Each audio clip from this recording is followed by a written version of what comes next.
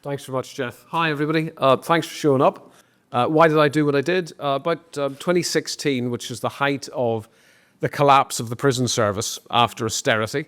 And by the way, I speak as a former member of the Conservative Party, and I do think that austerity was one of the most criminally stupid, I use the words advisedly, policies ever invented, which has destroyed the criminal justice system, destroyed the potential of people in prison, and created huge numbers of victims. It's dumb, and 2016 was the kind of height of it. And I read in the papers about a riot at Earlstoke Prison. Probably not many of you have heard of Earlstoke Prison. It's buried in the middle of Wiltshire, just underneath that chalk horse escarpment. Can't remember what it's called. But I was deputy governor there, and then I was put in charge, I think accidentally, for about a year, and that was the kind of high water mark of my prison governorship career. I joined the service in about 1994 as a prison officer in the accelerated promotion scheme that then existed for graduates. But that scheme insisted that you spent a year and a half as a prison officer, and then you went on to spend another year and a half as what was then a principal officer rank, which was the senior uniformed rank in prison service, which is bizarrely separated still between the uniformed class and the governor class in suits, which is not replicated anywhere else in Europe or the world that I know of, and has created a lot of the destruction of the esprit de corps that's necessary for an organization. Anyway, so I joined about 1994. About 1998, I think I found myself accidentally in charge of this prison on a branch line, which was a Category C prison. It had lifers, it had sort of mixed population, and it was an absolutely brilliant place to work, which is why in 2016, when I heard that it descended into total anarchy and a riot, which happened on a day when 15 uniformed members of staff were looking after 500 frustrated prisoners boiling with rage, banged up for 23 hours stay in their cells because there simply weren't enough staff to look after them or to maintain any semblance of control. I thought to myself, what the hell is going on here? So I wrote a book about it. And I'm not actually going to bang on too much about the book. I'm sure my colleagues here to the right will want to talk about that. I just want to end by saying a couple of things. First of all, I'm still optimistic that our decayed and decrepit and violent feral prison system can be salvaged. It will take something to be done about overcrowding. That's absolutely true. And unfortunately, the Labour government were gifted a hospital pass by the outgoing administration and letting go a whole load of people. It's going to happen next week again. 1,000, 1,500 people are going to be released as part of this emergency mass release tranche. SDS 40, as it's called, where people are released at 40% of their sentence, not because a judge has said that's just or a just desert for the crimes and harm that's been committed, but because of logistics. That's undeniably part of the problem. It is not all of the problem.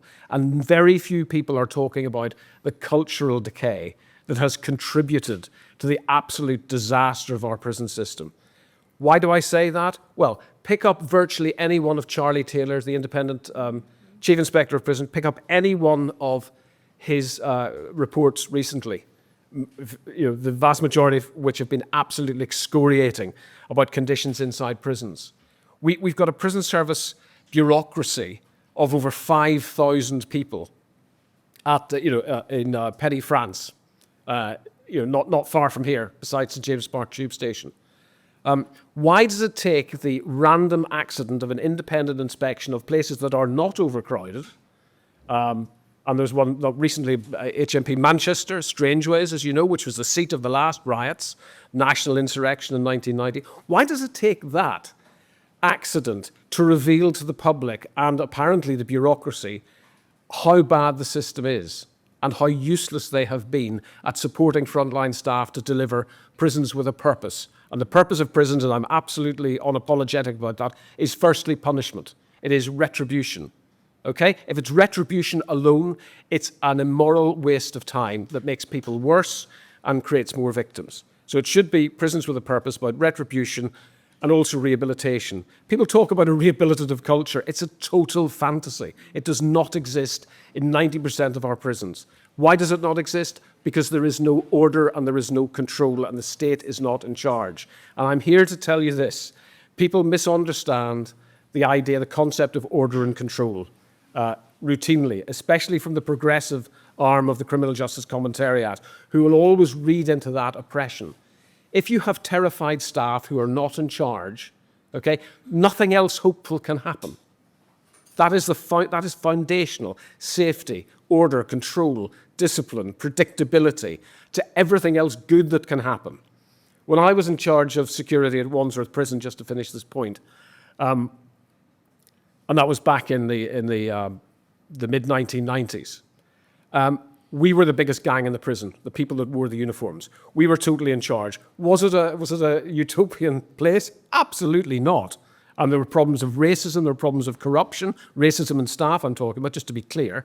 But we were in charge, so we were able to do things that would give the Daily Mail's leader writers a fit if we were doing them today, because we were able to, for example, have the Pimlico Opera Company going into to Wandsworth to do operas. We were able to, when I was in Dartmoor, okay, get this, in 1999, 2000, we were able to allow a film crew to come into an operational Category B prison and film the escape of two people over the wall at night.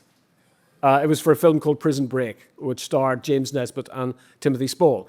Can you conceive of what the press would do if that was repeated now? We did it with, I'd say, a bit of gulping, but we did it because we were in charge. And because we were in charge, we were able to do hopeful things and take risks, controlled risks, to help people rehabilitate. That film crew, we said, yeah, we'll do that, but you need to talk to our guys about careers in film. You know, what's a best boy, what's a grip, how do you get into this business, all that kind of stuff. So I'm optimistic, even though the book is called Screwed, because the strapline underneath is Britain's prison crisis and how to escape it. We can, if we have resources, we have leadership, we have will, and fundamentally we have a transformation of the corporate centre of the prison service, which has failed just as much as overcrowding has, to deliver justice and prisons with a purpose. Thank you.